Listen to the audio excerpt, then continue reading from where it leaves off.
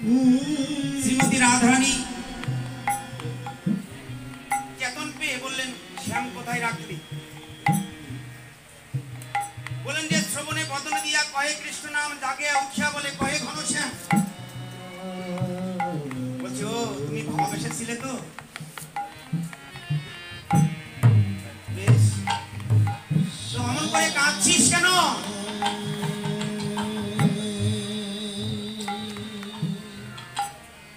বিনোদিনীকে বললেন সমস্ত সখী যে অমন করে কাঁদছিস কেন? বলছে, দেখ, বিধাতা আমায় এমন নারী করে জন্ম দিয়েছেন তা আবার পরের ঘরণী করে। বেশ, যদি আমায় বৃন্দাবনে জন্ম দিত কোন বৃক্ষ করে, তার অঙ্গে তো ছায়াটা দিতে পারতাম, বিধাতা তাও আমায় দিত। সখীরে, বিধাতা আমায় যদি বৃন্দাবনে মাটি করে জন্ম দিত, তাও তার যুগলতর হৃদয়ে ধারণ করে কৃষ্ণ কৃষ্ণ বলে দেহটাকে বদল করে দিতে পারতাম। আর কিছু চাইতাম না সখীরে।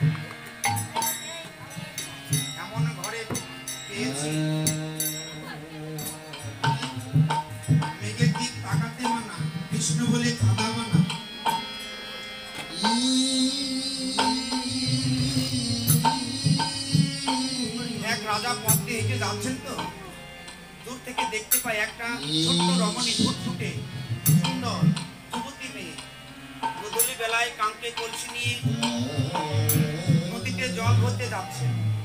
রাজা মনে মনে ভাবলেন, যদি এই মেয়েটাকে যদি আমার ছেলের বউ করে আনি, রাজার হুকুম প্রজারা অমান্য করতে পারে কি? কখনো করতে পারে। তাই বার্তা পাঠিয়ে দিলেন, তাই ছেলের বউ করে ঘরে আনলেন। মেয়েটার স্বভাব ছিল কি,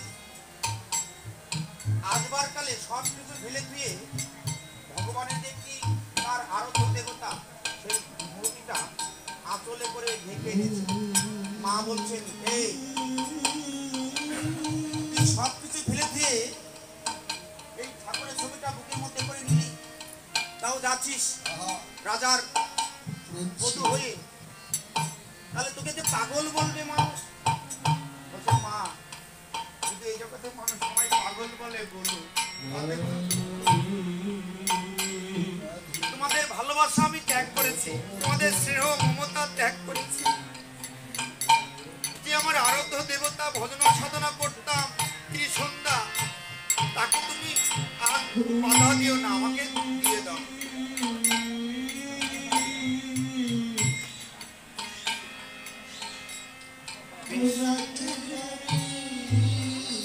মা কি করেছেন, ছোট্ট একটি বিব্রত আসলের মধ্যে করে সেই রাজার বাড়িতে এসেছে। আদান হচ্ছে, একটু অফ করে দেন।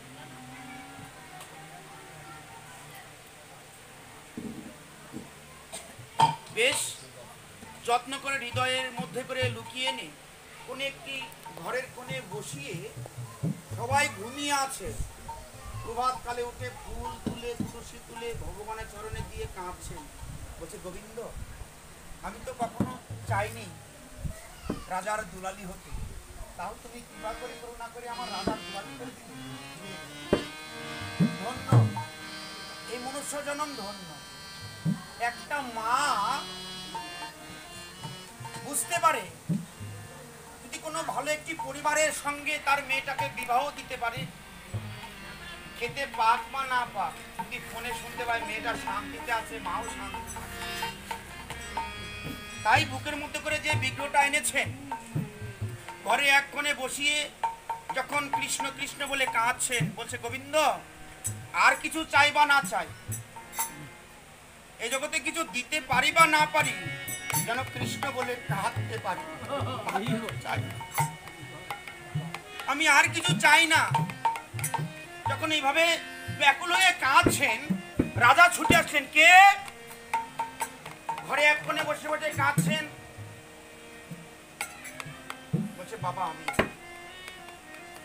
তুমি জানো না এই বাড়িতে কৃষ্ণ বলে কাঁদা মানা, কোনো ভাগবত পাঠ হবে না, কোনো সাধু সঙ্গ, মহাত্মা যদি ভিক্ষা করতে আসে তার ভিক্ষা দেওয়া হবে না। ভগবানের চরণে আশার খেয়ে পড়েছেন গোবিন্দ হে, আমি তো কখনো এটা চাই না,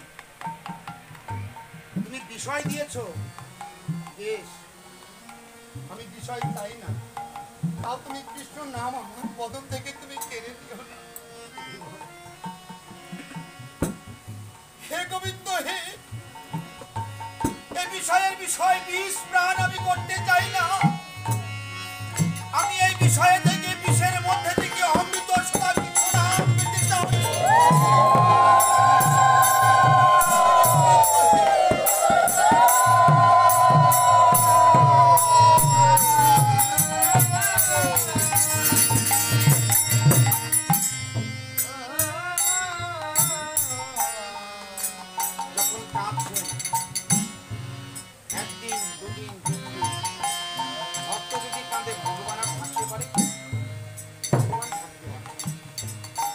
ছুটে আসলেন, একজন ভক্ত রূপ ধরে এসে সেই রাজদরবারে উঠে বললেন, বলছে মা আমি 3 দিন যাবত কিছু খাই না, আমাকে কিছু ভিক্ষা দেবে কি? রাজা অদূরে বসে আছেন, যারা কৃষ্ণ ভক্ত হয় তারা খুব জ্ঞানী,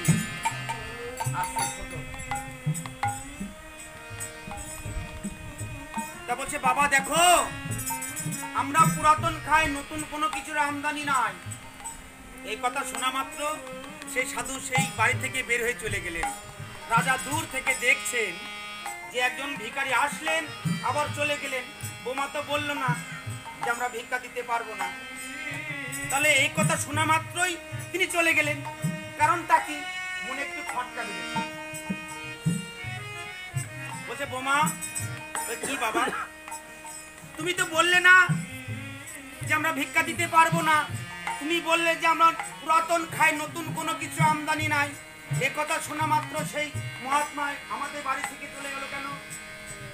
বলছে বাবা ভয়ে বলবো না, নির্ভয়ে বলবো। বলছে তুমি নির্ভয়ে বলো। বলছে বাবা দেখুন আপনি যে রাজা হয়েছেন এটা আপনার বাবার বাবার বাবার বাবার ছিল, তাই আপনি আজ রাজা হয়েছেন। বেশ, তারপরে আপনি যে মনুষ্য জন্ম পেয়েছেন, পূর্ব জন্মে ভালো কর্ম করেছেন, তাই প্রভু কৃপা করে করুণা করে জন্মটা ধরিয়ে দিয়েছেন। বলছে বাবা বলুন তো দেখি, এ জন্ম যদি চলে যায় পরে জন্মে আর কি হব? মানুষ হব না, শিগাল হব না, কুকুর হব? একবার ভেবে দেখেছেন কি নতুন কোনো কিছু করেছেন কি আপনি? রাজা বুঝতে পারলেন যে এই জগতে রাজার রাজত্ব করেছি কিন্তু ভগবানের দাসত্ব কখনো করলাম না। তাই সব কিছু ত্যাগ করে দিয়ে ওই বাড়ি থেকে বের হয়ে ছুটলেন। বলছে বাবা কোথায় যাচ্ছেন? বলছে বোমা আর আমাকে আর আত্মীয় না, যতদিন এ দেহে প্রাণ আছে যেটাই হয় সাধু সঙ্গ, যেটা হয় কৃষ্ণ নাম, যেটাই হয় ভাগবত পাঠ, এ প্রাণ আমি সেই বিসর্জন দিতে চাই এই সাধু।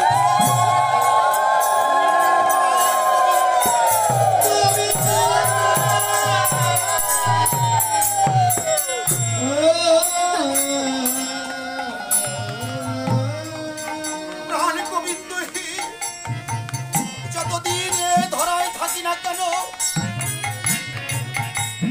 এই অধরে যেন কৃষ্ণ বলে ডাকতে পারি, আমার হৃদয় মাঝে যেন ভক্ত সঙ্গ করতে পারি, আমি আর কিছু চাই না গোবিন্দ।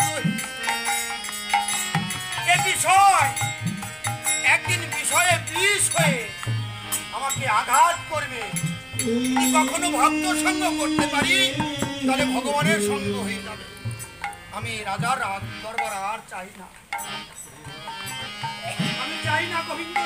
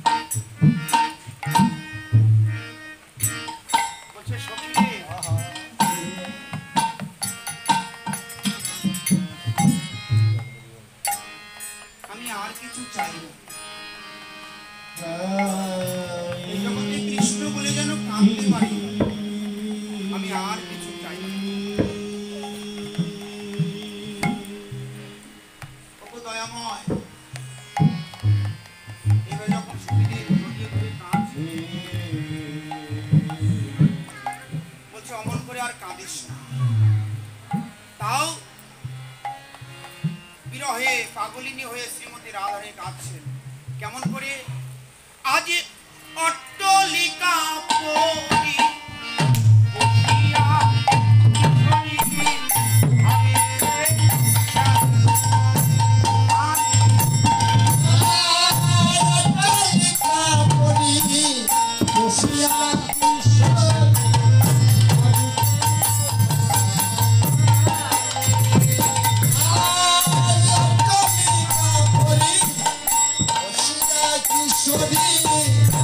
আমি চাই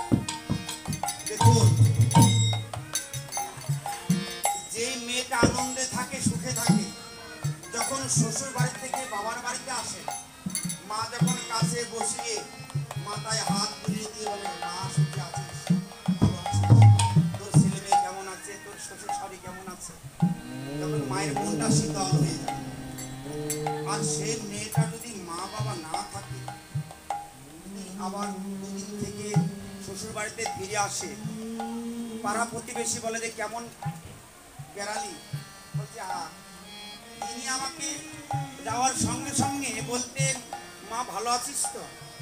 সেই ভালোবাসা মানুষ যদি সেই বাড়িতে না থাকে, সেই আর ভালোবাসা তার মধ্যে আর থাকে।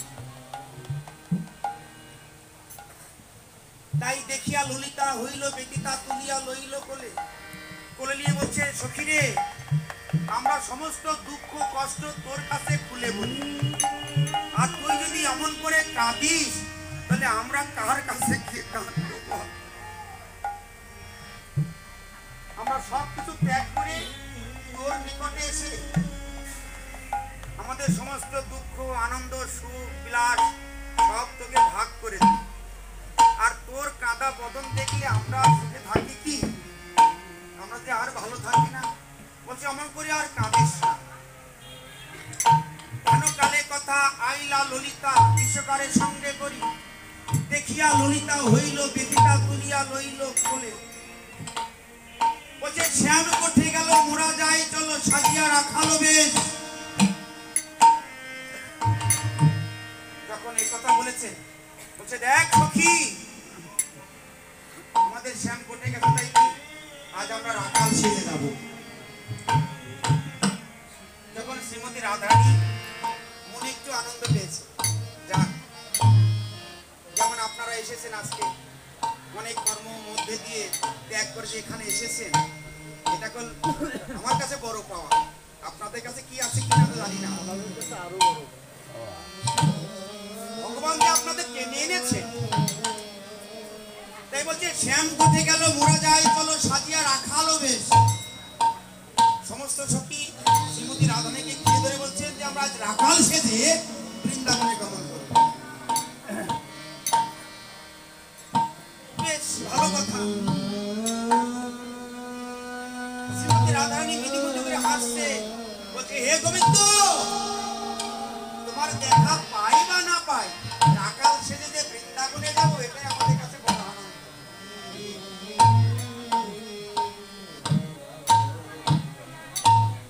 এবার ললিতা বিশোখা ইন্দ্র রেখা সাজিয়াছে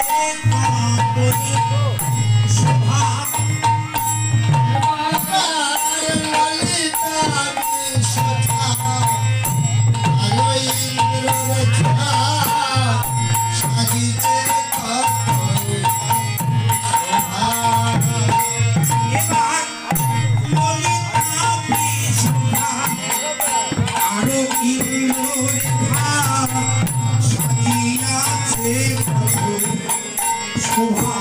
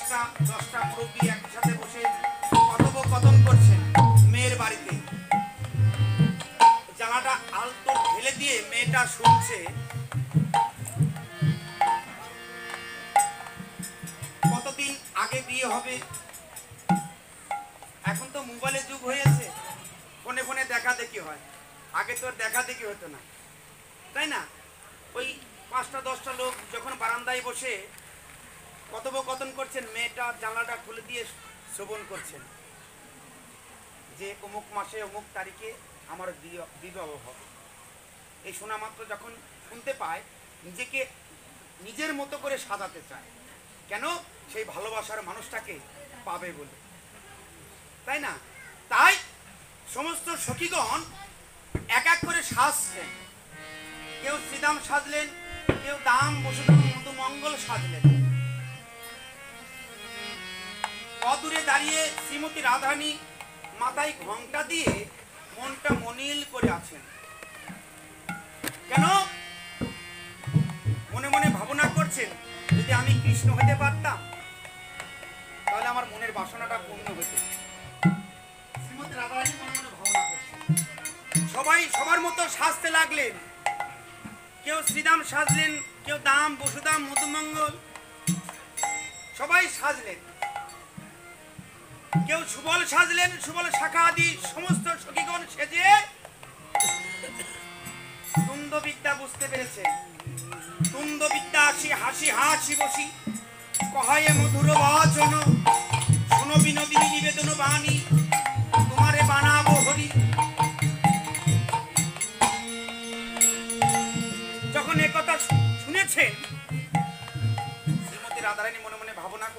সেটাই তো আমি চেয়েছিলাম, যে সবাই সাজলো কিন্তু কৃষ্ণকে সাজবে। তা তুন্দবিদ্যা বলছেন, দেখো সখী, এই জগতে যদি কেউ কৃষ্ণ সাজতে চায়, মানায় একমাত্র তোমায়। সাধু কি সবাই হইতে পারে? সাধু সবাই হইতে পারে। ধীর একান্তী সাধু, যার মধ্যে ধীর গতি, একান্তী, আপনার গলা করে থাকলেও তার দিকে কখনো তাকাবে, ওদিকে তাকাবে, একান্তী, এক চিন্তা কৃষ্ণের প্রতি, ধীর একান্তী, তারপরে সাধু, যার মধ্যে ময়লা আবর্জনা দূরভূত হয়েছেন, তিনি সাধু। সবাই হতে পারে কি? আমি তো হতে পারি, আমরা হয়েছি, সাদা কাপড় পরেছি কিন্তু মনটা নোংরায় ভরা।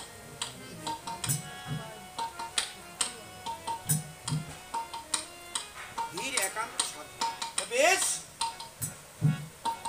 বলছে, দেখো কৃষ্ণ তোমায় মানায়, আর কেউ সাজতে পারে না। বেশ শোনো বিনোদিনী নিবেদন বাণী, তোমারে বানাবো হরি। শ্যাম গোঠে গেল মোরা যাই, চলো সাজিয়া রাখাল বেশ। এই ফ্যানটা এদিক নিয়ে আসো, সামনে দিক নিয়ে আসো। সবাই যখন যার যার মতন ব্যস্ত আছে, শ্রীমতী রাধারানী বলছে যে দেখো কৃষ্ণ তো গোঠে গেছেন নবলক্ষ ধেনু নিয়ে, তাহলে ধেনু কোথায় পাবো? সখীগণ বলে উঠলেন, হে বিনোদিনী, নন্দ মহারাজের 9 লক্ষ ধেনু আর বিশ্বভানু রাজার 11 লক্ষ ধেনু, তার মধ্যে থেকে আমরা নিয়ে যাই। তা বেশ, ধেনু তো হলো, বলছে বাঁশি কোথায় পাবো? বাঁশি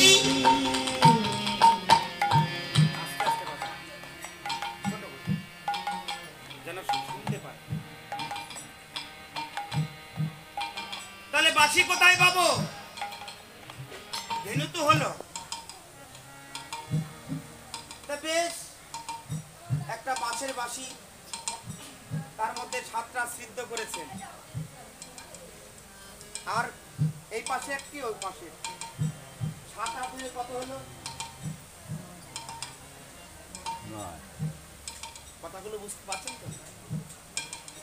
এই 10টার ইন্দ্রের মধ্যে একটি বন্ধ আছে, যেটা থেকে ভগবানের সাথে কানেক্ট হতো, কানেক্ট, সেটাকে আগেই বাদ দেওয়া হলো। আমরা যখন মায়ের গর্ভে ছিলাম, মেন কোনটা ছিল? নাভি। কেন? জগতে আসবার সঙ্গে সঙ্গে ওটাকে কেটে বাদ দেওয়া হলো। ওটা যদি মায়ের গর্ভের সাথে যদি সেট থাকে, তাহলে সন্তান বাঁচবে কি? বাঁচবে না। তাড়াতাড়ি করে ওটাকে আগে বাদ দেওয়া হলো। মায়েরা তো ভালো জানেন। তাহলে যখন মায়ের পেটে বাঁচিয়েছিল, এই জগতে আসবার কালের সঙ্গে সঙ্গে ওটাকে বাদ দেওয়া হলো। কেন? ওটা থাকলে আর সন্তান বাঁচবে না। ওটার জন্য দেখুন যে রাজশাহী হোক, ঢাকা হোক, পাবনা হোক, মানুষ ছুটতে থাকে অ্যাম্বুলেন্স নিয়ে, তাড়াতাড়ি করে ওটাকে বাদ দিতে হবে। তাই বললেন যে তোমা হতে ভিন্ন যেদিন, সেদিন থেকে আমার এলো দুর্দিন, আমি জীবনে পেলাম না সুদিন ডাকিতে তোমায়, ওগো দয়াল আর কবে মিলিবে এমন কৃষ্ণ ভক্তের মেলা।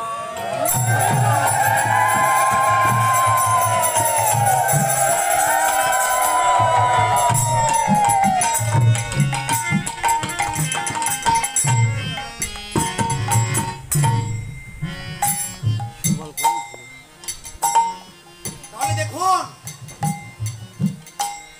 যেদিন থেকে আমরা কেটে বাদ দেওয়া হলো, সেদিন থেকে আমরা ভুলে গেছি। যখন কেঁদে উঠেছি, মা আদর করে যখন কোলে নিয়েছেন, বদনের দিকে যখন তাকিয়েছি, মনে মনে ভাবনা করছি, এই বুঝি সেই বুঝের মতো। কেন? যেভাবে ভগবান আমাদের ভালোবেসেছেন এই জগতে, তেমনি ভাবে মাও আমাদের ভালোবাসেন। সেই ভালোবাসাটা আমরা হারিয়ে ফেলেছি। যেদিন থেকে মায়ের ভালোবাসাটা হারিয়েছি, সেদিন থেকে বুঝতে পেরেছি যে ভালোবাসাটা কতটুকু। এই জগতে কেউ ভালোবাসুক বা না বাসুক, দিতে পারুন বা না পারুন, তাকে এই জগতে এমন একটি মানুষ ভগবান সেট করে রেখেছেন, দিলেও ভালোবাসবে, না দিলেও ভালোবাসবে। সে কে? মা। সুখ নাই স্বর্গমত্ত পাতালে, যত শান্তি আছে মায়ের কোলে। হে গোবিন্দ হে, কৃপাময় করুণাময়, পতিত পাবন প্রাণবল্লভ আমার।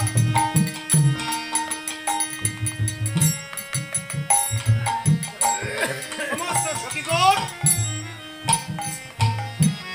বললেন যে দেখ, তাহলে বাসিকে চিত্র করে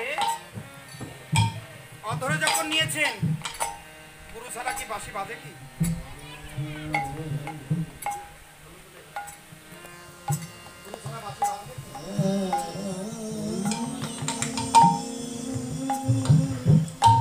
আমাদের মাস্টার একটি গান গায়, ৯ দরজার ১ দরজা মূল, সেই ঘরে দিতে করলে ভুল।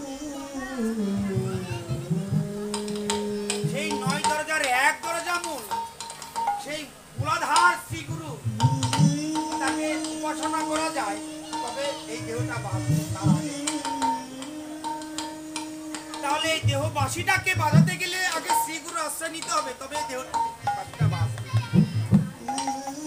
বেশ, শ্রীমতী রাধারী যোগমায়াকে স্মরণ করলে মা সরস্বতী আসছেন, এসে বাঁশিটা ধরেছেন। ভগবান যখন সংকটে পড়তেন, যোগমায়াকে স্মরণ করতেন, শ্রীমতী রাধারী এখন বাঁশি নিয়ে বলছে বাঁশি বাজবে কেমন করে? যোগমায়া হাতে ধরিয়ে দিলেন, মা সরস্বতী কৃপা করলেন, তখন অধরে ফুঁক দিলেন। সমস্ত সখী বলছে দেখ, বাঁশি তো পেলি, তাহলে এই বাঁশিতে কৃষ্ণ আসবে, একবার বাজিয়ে দেখতে হবে না? দেখবে শ্রী গুরুদেব একটি লিস্ট ধরিয়ে দেয় না, কাম বীজ কাম গায়ত্রী জপ করো, এইভাবে করতে করতে করতে করতে অভ্যাস করো। পাগল বলেছেন যে অভ্যাসটা হলো ভজন। তুমি যেভাবে তুমি অভ্যাস করবে, ভজনটা সেইভাবে তোমার গঠিত হবে। তাই যখন কর্ম করতে করতে করতে করতে যখন নিঃশ্বাস জন্ম নেয়, তখন আমরা বুঝতে পারি ভগবান আছে।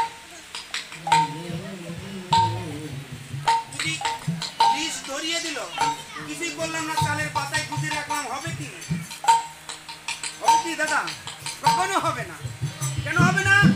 ওটা চালের পাতায় থাকবে। আর এই দেহটাকে যেমন একটি পাতা যখন পড়ে আস্তে আস্তে শুকিয়ে লেগে যায় না, এই যে মলিন দেহটা আস্তে আস্তে পাতার মতন শুকিয়ে একবারে বেগুন পোড়ার মতন হয়ে যাচ্ছে।